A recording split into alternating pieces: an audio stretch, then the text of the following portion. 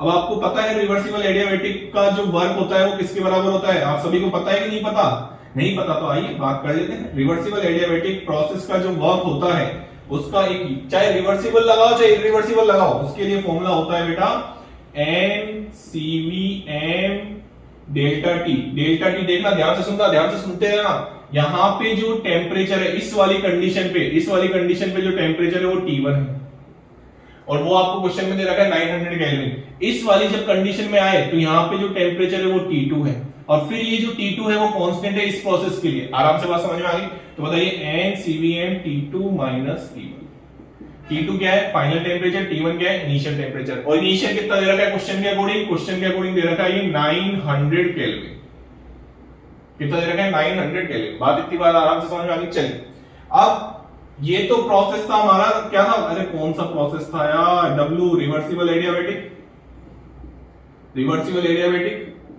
अब चाहे reversible adiabatic हो चाहे इरिवर्सिबल एडियाबैटिक हो, दोनों के लिए वर्क का फॉर्मूला यही होता है। जी हाँ, लेकिन ये ध्यान से सुन लेना, दोनों के लिए फाइनल टेम्परेचर अलग अलग होते हैं, रिवर्सिबल और इरिवर्सिबल एडियाबैटिक के लिए, इसलिए कभी भी वो बराबर नहीं आते। हाँ ठीक है, उसके आगे बढ़ते हैं। तो W सेकंड का मतलब ये होता है, मैं आपको ऐसी ऐसी चीजें ही बताता जा रहा हूं जहां पे बच्चा आपको समझ में नहीं आती। तो W सेकंड का अगर हम मतलब देखें, रिवर्सिबल आइसोथर्मल, और रिवर्सिबल आइसोथर्मल के लिए वर्क डन का फॉर्मूला क्या होता है? वर्क डन का फॉर्मूला क्या होता है? Minus NR। अब बताओ T2 लोगे या T1? T2 लोगे ना, ये वाला प्रोसेस। तो यहां पे मैं लिख रहा हूं माइनस NR T2 ln। बताइए क्या लोगे? फाइनल वॉल्यूम क्या है? V3 और इनिशियल वॉल्यूम क्या है? V2। आराम से देखो, यहां पे मैं लाइन खींच देता हूं जिससे आपको क्लियरिटी आए, बिल्कुल अलग अलग दिखे। Minus NR T2 ln V3 by V2। हमको क्वेश्चन में क्या निकालना था? हमको क्वेश्चन में निकालना है ln V3 by V2। हमको क्वेश्चन में क्या निकालना है? ln V3 by V2।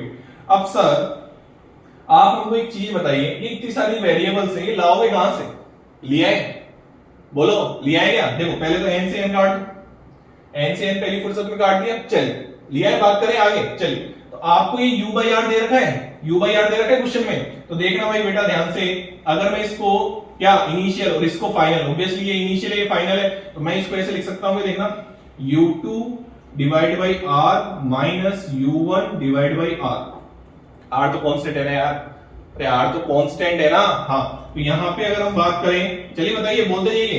तो ये आपका आ गया क्या? डेल्टा u अपॉन r नहीं आ गया? इसको मैं ऐसे लिख सकता हूं। और डेल्टा u का फॉर्मूला लिख दूं यहाँ पे, बहुत शानदार वाला, यहाँ पे लिख दूं। डेल्टा u का फॉर्मूला यहां लिख रहा हूं मैं नीचे, डेल्टा u बराबर NCVM डेल्टा t। और डेल्टा t मतलब क्या? T2 minus T1। T2 कौन सा? ये वाला टेम्परेचर। आराम से देखो, तो यहां पे अगर हम ध्यान से देखें तो इसको माइनस करने पे क्या वैल्यू आएगी?